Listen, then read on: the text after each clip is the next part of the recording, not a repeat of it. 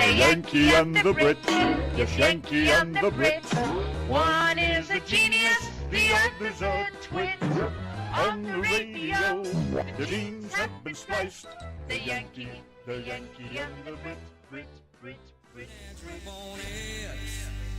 We all stay.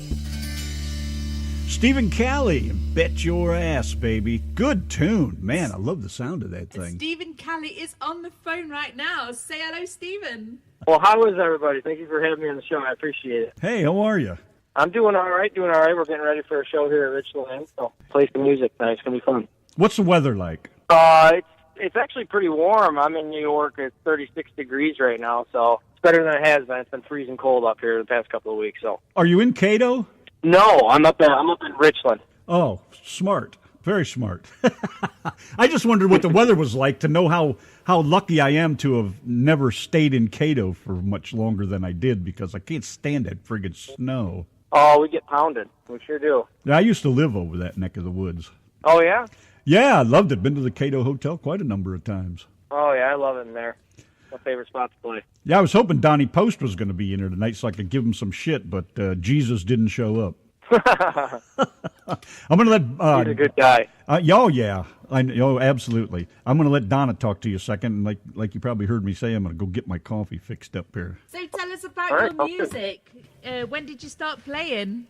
I was young, 14 or 15, but I didn't really start playing, in front of an audience until about 8 months ago. I got hooked up with a good management group, and we've been rolling ever since. But I guess I started playing music when I was 14 or 15, right around.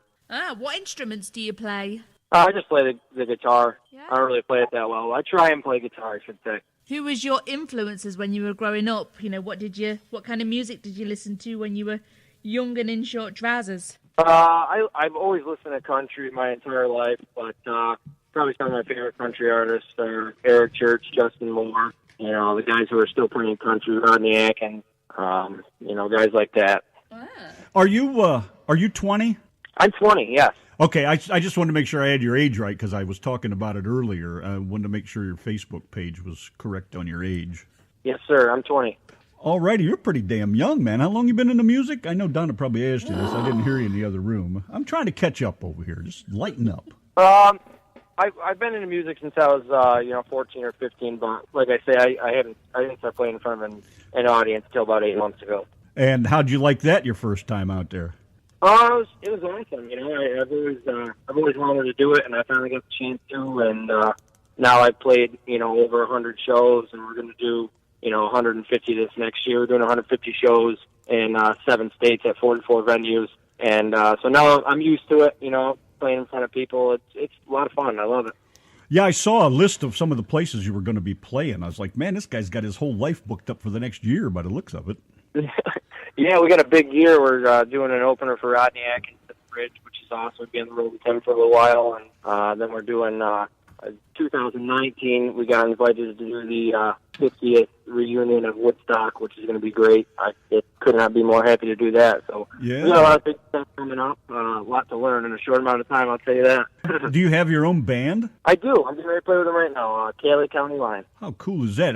Now that song I just played, "You Bet Your Ass," that sounds like it was done in a studio. Yeah, it was done with Rob at Silver City Studio. He did a great job on it. We tried to do something a little bit different, have a little southern rock in there, and I think he did a great job. I really enjoyed that track. It's not what I originally had in mind for it, but we took it and ran with it, and I love it.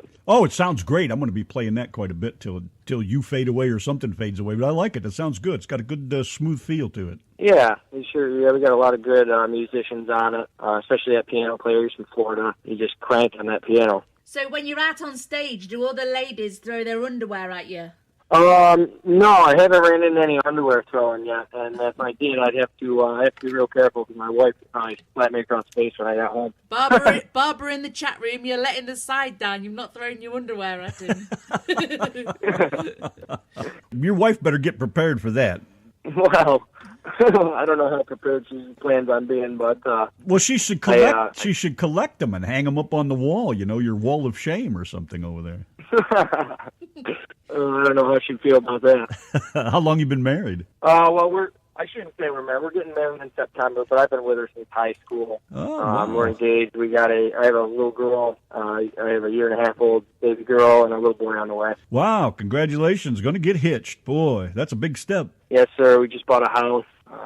So we had a lot of grown-ups doing a little bit amount of time, I'll tell you that. Are you going to stay up there around Cato area, or are you moving somewhere else? No, I bought my house in Cato. I've lived there my whole life, so I didn't want to leave. I love that place. Yeah, it's very pretty around there. I will say that, man. So, do you have like a musical family? Is any members of your family musicians? Nope, I'm the only one. Ah. Yeah, my brother tinkered around with the guitar for a little while when I was young.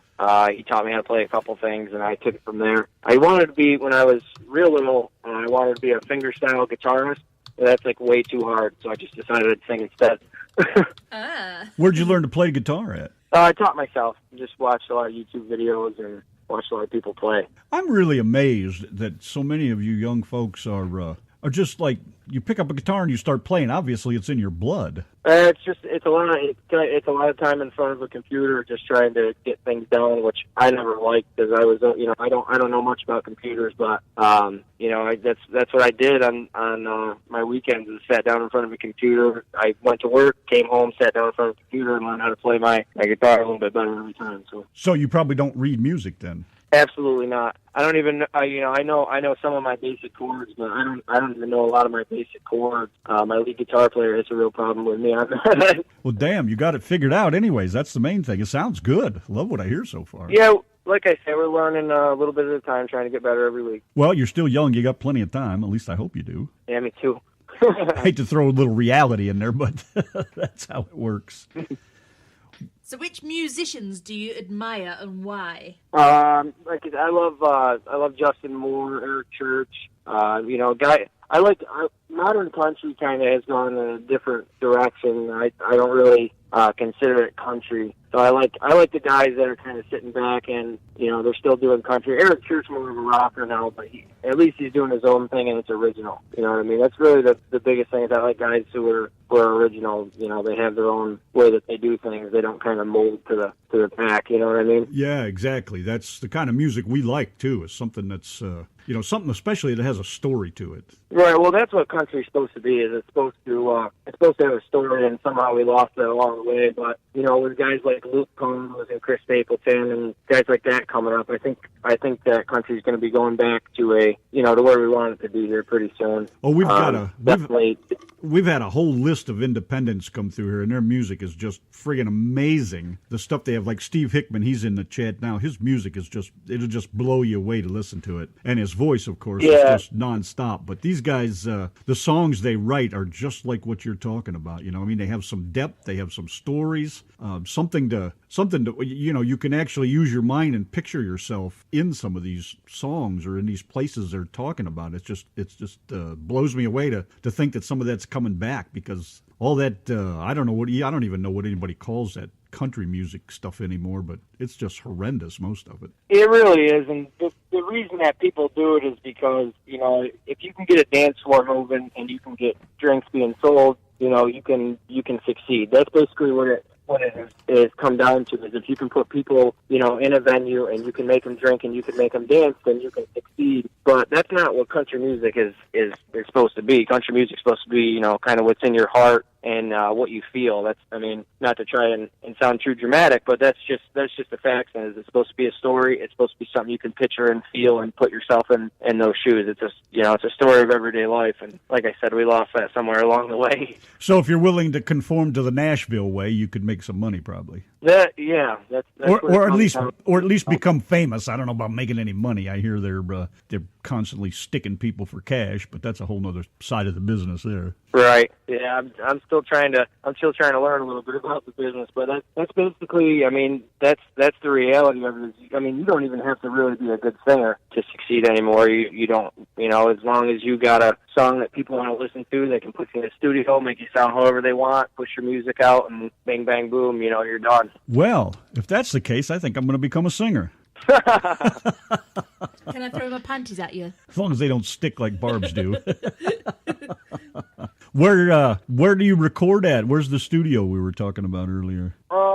geez, I couldn't even tell you. It's like an hour. It's an hour north of Cato. But it's a nice little spot. I mean, like I say, Rob's just got a real ear for originality, and he tries to incorporate a lot of things. And he really, the thing about Rob that I love is he really just takes his time, and he wants things to, you know, to sound a certain way, and he will sit there and make sure that they sound that way, you know. And that's really what I love about Silver City. What I love about Rob is he just takes the time and makes sure that things are done right. Yeah, it's got a nice deep sound to it. I like the sound of it. Well, he said in the chat room earlier that he's very proud of you. Yeah, he's a really good guy. I get along really well with Rob, and I think that we have a similar mindset on a lot of things. So how do you balance your work life along with your music life, along with your home life? It's very hard. I work on a farm right now. I work for Plainville Farms in Plainville, New York, which is 10 minutes from Cato, and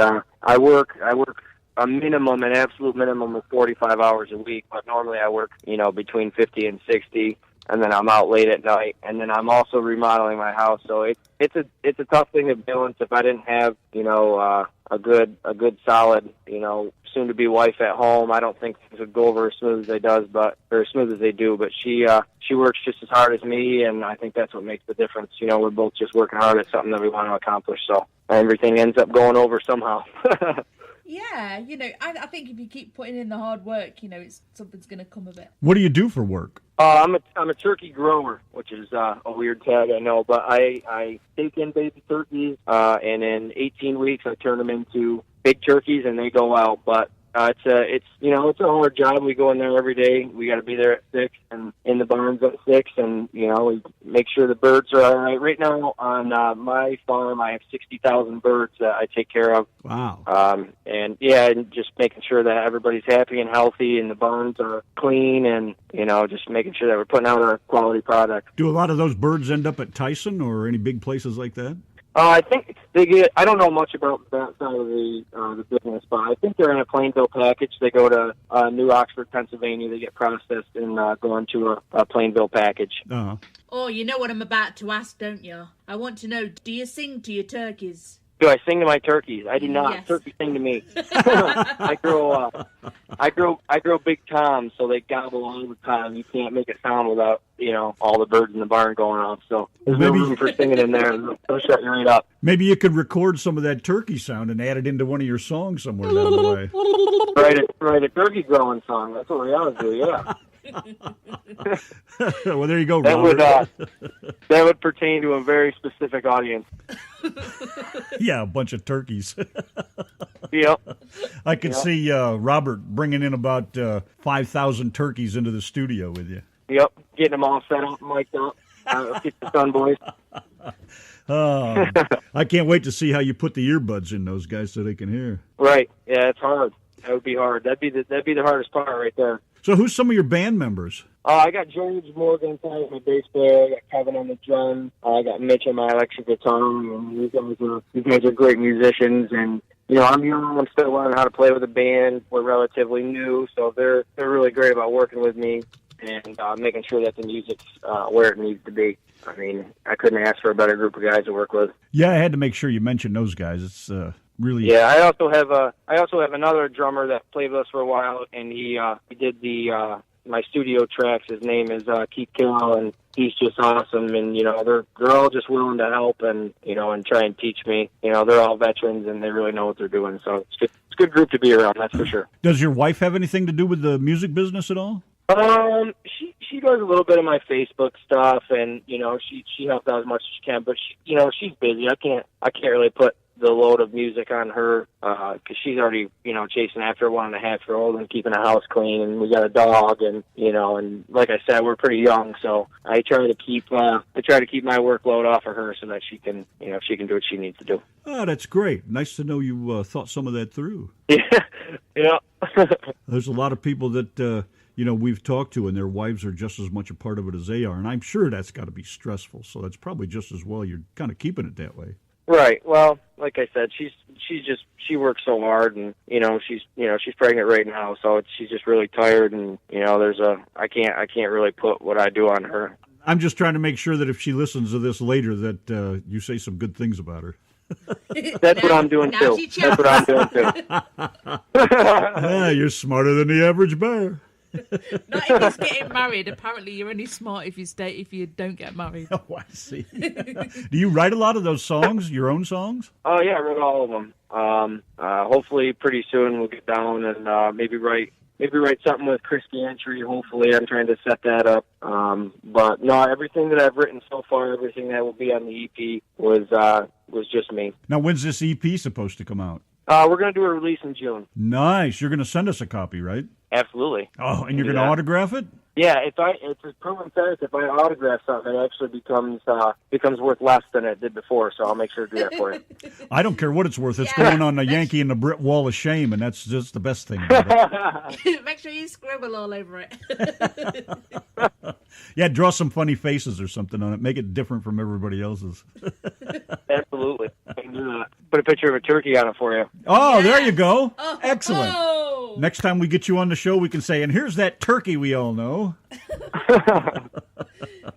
So what was the first tune that you ever learned? Oh, it was The Weary Kind from the movie Crazy Heart. I don't know if you ever saw the movie Crazy Heart, but just an absolutely, it had Jeff Bridges in it, and just a great movie. But the song Weary Kind was the first song I ever learned. Never heard of it. No, me neither. Oh, it's great. What's it called? called? Watch that movie. That's a great movie. What's it called? The movie's called Crazy Heart. The song is called Weary Kind. We'll have to watch that. Crazy Heart. It was written by Ryan Bingham and T-Bone Burnett. T-Bone Burnett. It's a great song. Haven't heard that name in a long time. It's a great song. The whole movie's just got an excellent soundtrack. I mean, they did a great job on it. The wife is looking it up now. What's your plans now? Do you have a specific plan set up, or are you just going to tour and do the plays, shows, and things, and just see where it leads you? Or for the future, I think that we're going to continue to try and do more shows in the coming years, and then eventually what we want to try and do is do less shows of I don't want to say higher quality, because the shows that I play now are they're excellent shows. I love the places I play, but you try and play for a little bit of a bigger venue, a little bit more money and things like that. But for right now, I'm pretty content where I'm at. I'm going to try and I'll try and maybe not work so many hours at my day job, because I just don't need it, and focus a little bit more on music. And hopefully in the next year and a half, I'll be able to do music for a living. But it's hard to make that jump, especially with a family, because you got to know that things are sound, and you're bringing in enough money to pay the bills and make sure everybody's happy. Right. Well, that's always first and foremost above everything else. Right. Exactly. Make sure everybody's got food and shoes on their feet. And my wife's stay at home, so I support the household. So I got to make sure that I'm doing my job. Well, tell me a little bit about that Only Me and I Know. What's the story behind that story? I was trying to write a song that was, a little bit on the risque side, because I didn't have a lot of the songs I write are just kind of sad country songs. I had to try and bob and weave through that, because I have so many songs that are just sad country songs, which I love. But like I say, if you want to try and move on, you kind of gotta. I don't want to conform at all, but you got to do something with a little bit picked up. So I tried to write one that was a little risque, and just try and. I don't want to say write one for the girls, because my wife's probably listening, but that's kind of the thought behind it. That's all right. She got to understand. I mean, it's music. It's the music business. You got to do what you got to do. Right, exactly. What's going to happen if you stumble onto one of those, what do you want? Let's see. How would I say that? You stumble onto your magic song, your one that will make you a star, take you to the top on the charts and everything. You prepared for something like that? I think that, that's what I've always wanted, but I think that the important part about writing a great song that does that is the song that comes after it. I think that's the most important, kind of thing to think about is, what am I going to do? One-hit wonder. Exactly. You see that a lot, like Tim McGraw, if he would have stopped at, oh my God, that song, it was number one for weeks and weeks. It's Your Love. If he would have just stopped there, you probably wouldn't know Tim McGraw's, but he followed it up with, hundreds of songs that are just phenomenal. So I think the most important part of writing a great song is writing a better one the next time. Why do you think that? What do you think it is, or what is it that that, let's just use Tim McGraw for an example. He wrote a great song, became a hit, and he just kept writing hit after hit after hit. What do you think it is that makes that happen? Is it him, or is it the songwriters, or is it just the way he sings? I can never quite put a finger on what it is that makes somebody become so damn famous like that. I think it's just practice and promotion, and because I'll be honest, that the songs that I've written, I think they're good songs. I think they're people will like them, but I want to progress to write better songs. You know what I mean? They're good, but you want great. And I think that all these guys that are as big as they are were the guys who just weren't scared to put themselves on the edge, work as hard as they possibly could every day, write hundreds and hundreds of songs that you'll never hear until they got that one. It's just repetition. You write songs all the time, and then eventually, you get into a groove where you can just write these great songs one right after the other. Now, I don't know if Tim McGraw writes all his own songs. I don't know if he has a writing group, but if he does, he's got a damn good one, because he just can, even today, he just puts out these great songs. How in the hell do you know what a great song is? I mean, if somebody comes to you with a song they wrote, would you be able to look at it and say, damn, this is the one, I got to do this song, this is going to be a killer tune? If it's a good song when you're listening to the radio and it just smashes you. You know what I mean? It just hits you in a certain spot. That's what a great song is. It's one that you put on when when you're ready to rock and roll. You put that song on, you can feel yourself, you see adrenaline going. Or, one hits you right in your heart, and you're like Lanco just came out with that song, Greatest Love Story. I knew I loved that song the instant I heard it, because the first line just smashed me. You know what I mean? Just hit me right in the chest. So that's when you know it's a great song, I think. Yeah, but I mean, would you, I guess, I don't know if you understood or if I didn't say it quite right, but at you, as a musician, if let's say Robert came to you and said, I know such and such that just wrote this song, I think this is perfect for you, this is going to be your hit song, and you look at it, would you know if it fit your style or if it felt good to you? Would you be able to tell, or would it be something you'd have to try and see how it works out? Oh, gee, depend. I mean, if they have a vocal of it or something like that, then you can tell the way I just said. But just on paper, I mean, that comes back to the artist. I mean, what am I going to do to make this a great song? Because words are words. You know what I mean? There's great words and there's not so great words, but it's the way you sing it, the music behind it, that makes a great song. So, I mean, I wouldn't be able to tell you. I'd have to be in that situation. Uh-huh.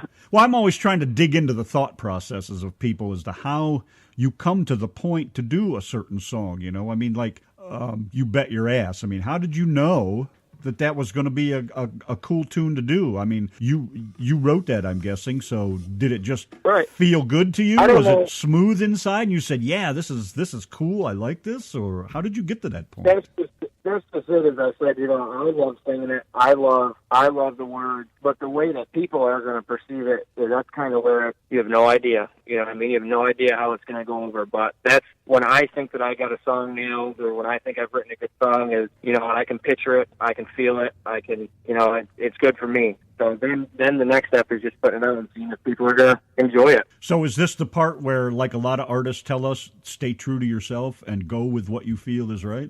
Yeah, I would say so. Because Donna Joe is another great singer, and she's one of our friends, and we play a lot of her music too. And she was just telling us the other day, and everybody was agreeing, you got to stay true to yourself, stick to what it is you like regardless of what happens otherwise, or you'll go astray. Well, you see, I was talking to her in the Facebook chat about this after the show. We've had artists on here talk about Nashville being the meat market. They take you in and then you're all full of heart and you're all hopeful, and then they just throw you out the back door after taking loads of money off you. That's the way people have described it on here. But I don't know whether sometimes people are willing to sell the soul and be who they are not, just to get where they need to be. And I said to her in the Facebook chat, do you think that it's worth it, just to spend that little bit of your time not being who you want to be or who you feel you are, just to get yourself where you need to be? Is that enough to get your name out there, so that once your name is out there and you've got that big hit,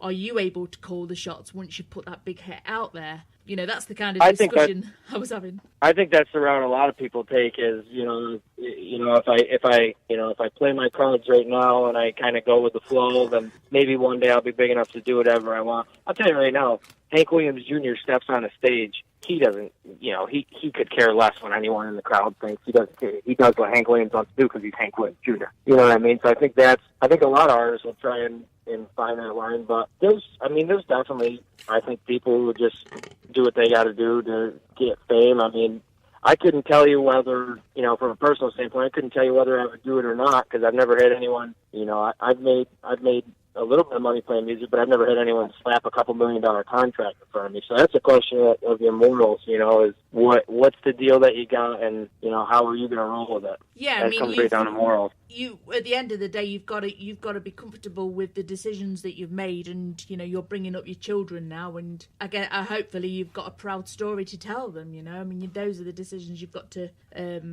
make, aren't they? Really. But so, like I was saying to Donna Joe in the chat, there's women that slept their way to the top. There's people that's done all sorts of things to get themselves to the top because they're that hungry for it. I don't know what the answer to it is, but it was just a discussion point, I suppose. Yeah, I mean, it's sometimes it gets hard. You know what I mean? You get everyone. Like a couple months ago, I sat back and I'm like, man, can I really do this for a living? Like, can I really try and do this for a living? And I think that it all comes down to one decision one day where you're like, yeah, I think this is what I want to do with my life. And like I said, you get a contract slapped in front of you that's fair enough. It's hard not to go down that road. I personally don't think I'd go down that road, but like I keep saying, it's just a question of morality and the example you want to set and the tone that you want to set for your music. And I haven't had the opportunity to have something that big happen for me yet, so I can't really comment on that.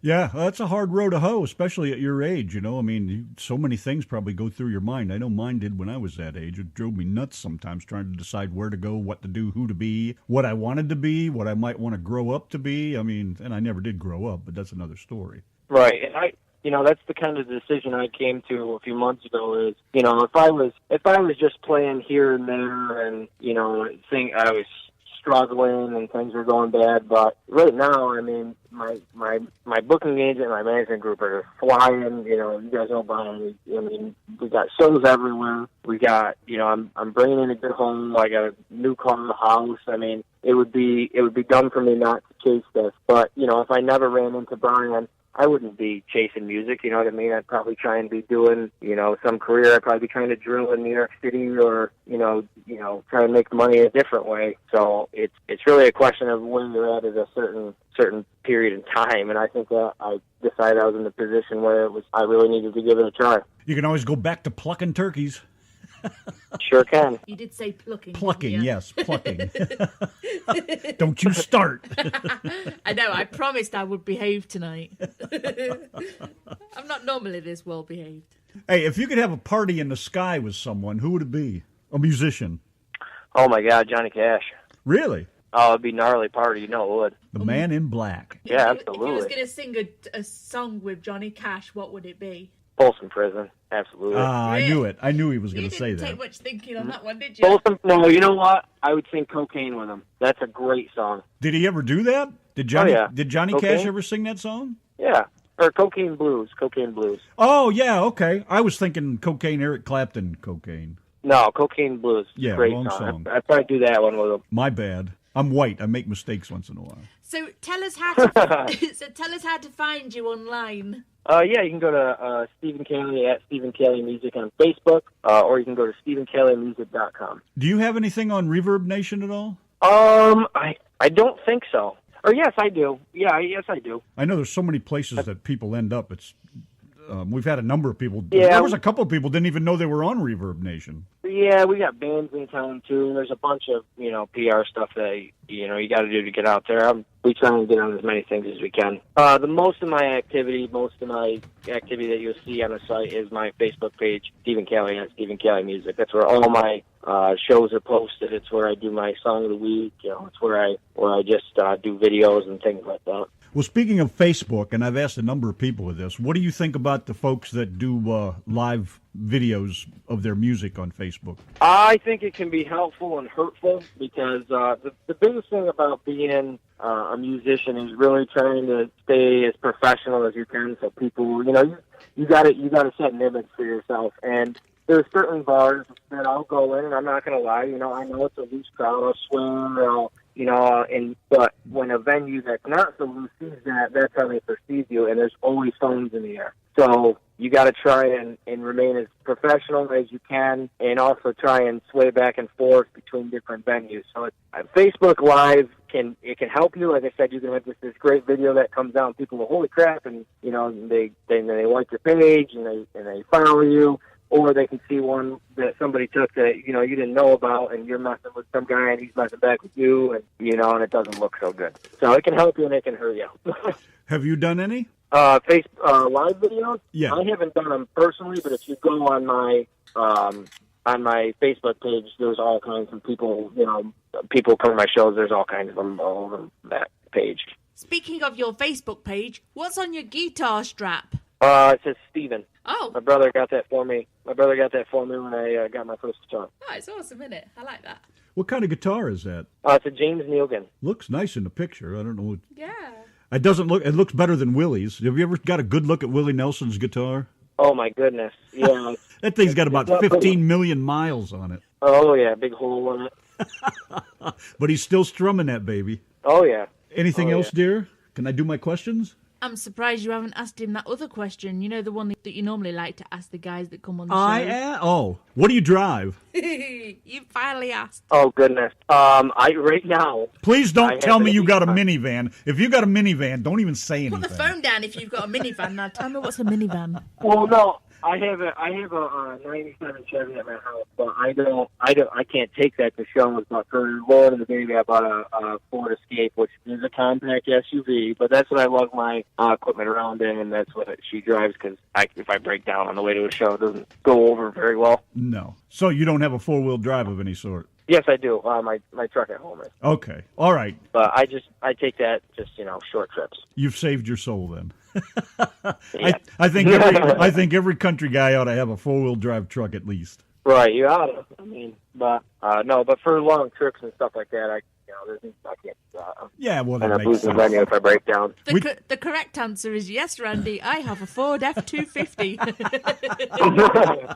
Hey, I'm a Ford man. I am a Ford man. I am. I just don't have Ford. I don't have F-250 money. That's the issue right there. We had Lance Stinson on the show a long time ago, and last year, I think, or maybe the year before, but I asked him if he had a 4-wheel drive truck, and he did, and he just bought it. It was brand new, and he was afraid to get it dirty. And I was like, you can't have a truck if you ain't going to take it off the asphalt. That's no good. Right, yeah, their truck meant to be a truck. But, yeah, I'm not scared if mine gets smashed up, you know what I mean? Because it's just an old beer truck, but you got a $40,000 truck or a Power Stroke that's like pushing $60,000. I'd be a little careful with myself. I honestly cannot believe how the people drive over here in this country when they're driving around in a $60,000 truck. I cannot believe it. They just pull out in front of people, just cut people off and drive up people's arses and all sorts of stuff. And I'm like, why'd you do it? And they just pull out of those slip roads without even looking over the shoulder and looking into the next lanes, and they don't drive like that in Britain, do they? They do, but they're not as bad as over here. I'm telling you, it gets bad over there sometimes. I was driving along the road one day and caught someone bloody painting her toenails while she was driving. You see all sorts, but it is nowhere near. That was probably as a bloody bad. bloke. It's nowhere near as bad as over here. I am telling you that. It's crazy. Feel better now? Get that off your I chest? feel so much better, yes. Right.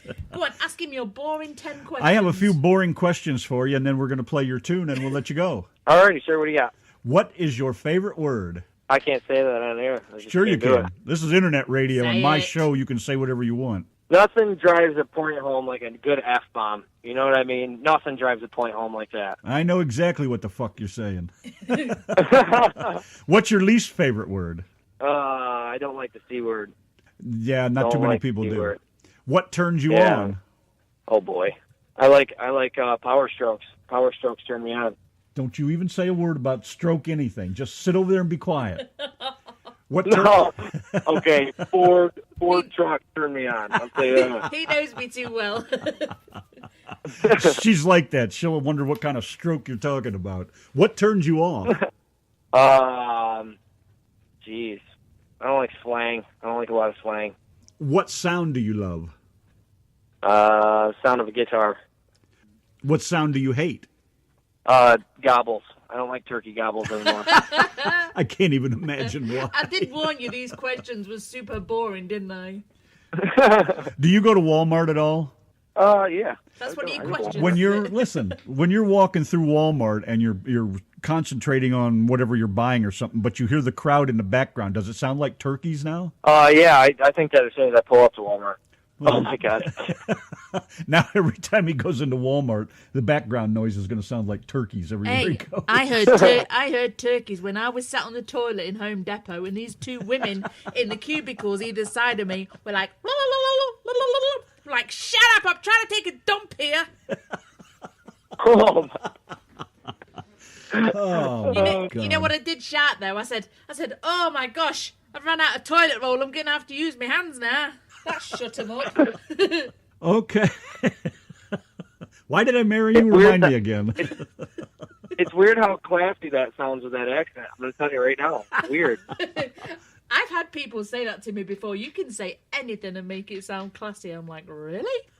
Well, You I sure just took a can. big smelly shit. Oh.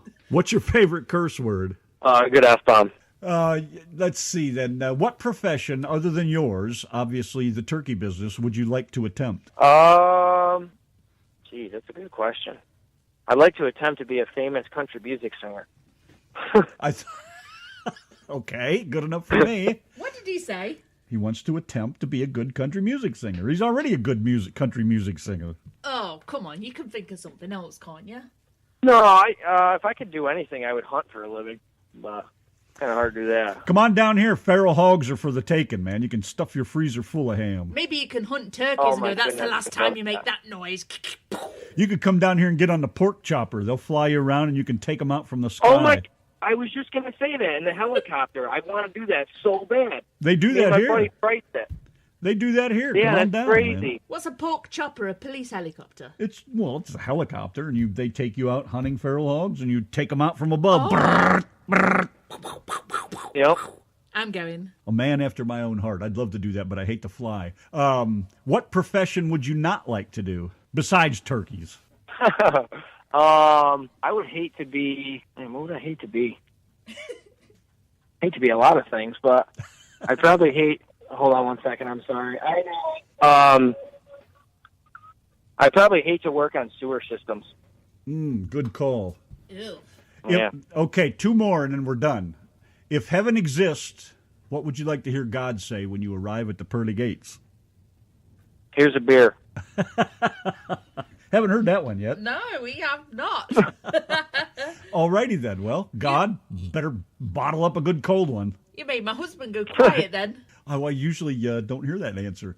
And the last one, this one might set you back a little bit. If the kids are around the room, I'd send them packing. And the wife asked this of a couple different people, so I'm going to ask it too. If you had a vagina, what's the first thing you would do? I'd put something in it. That's a perfect answer. You wouldn't believe some of the answers we get for that. Yeah, like if you woke up tomorrow with a vagina, what the hell would you do with it? Tell you what, if I woke up with a dick tomorrow, I'd be going around pumping all sorts of bitches. Now, did she make Oh, Just to see absolutely. what it's like. did she make that sound good too? I'd be out making as much money as I could, as quick as I could, before it disappeared on me. Oh my God, you can make a fortune. You imagine what that 24 hours would be like. Yeah, I know. Whoop whoop. All right, that's it on my end. If I know Randy, he'd have his fingers stuck up there 24 hours. You know it. Okay. Well, that All killed is the well conversation, didn't it? now. His wife's there. He probably doesn't know what to say. All right. No, you can't embarrass me, but. Well, thank you, Stephen Cali. It's very nice of you to stop and hang out with us for a Yes, little do while. you have anything else to add before we press that end call button? If you like my music, go ahead and check out Stephen Cali at Stephen Cali Music on Facebook and get the information on the EP that's coming out in June there. Other than that, I'm all set. All right, man. You're all right. I like it. Good man. He's not a bad old lad, is he? Not bad at all, love. Especially coming from New York. That's a good deal. Well, if you make sure that you post up or get Robert to post up on the Yankee and the Brit page when you're bringing out your EP, and if you want to call in at the time, and feel free to call in and let us all know how to get it. All right. Thank you very much. Hey, any Saturday night, don't be afraid to call, man. Let us know when you're busting out a new tune or something you want to promo. Do it. All right. Thank you very much. I appreciate the offer. Thank you. Take care of yourself. Good luck with the business. Hope you go far. And we're going to throw that tune out here. Only Me and I Know. Stephen Cali with the Yankee and the Brit. We'll see you later, Stephen. Good Thank night. you. Good night, Robert. Thanks for having me. Yep. Have a good night. Bye-bye.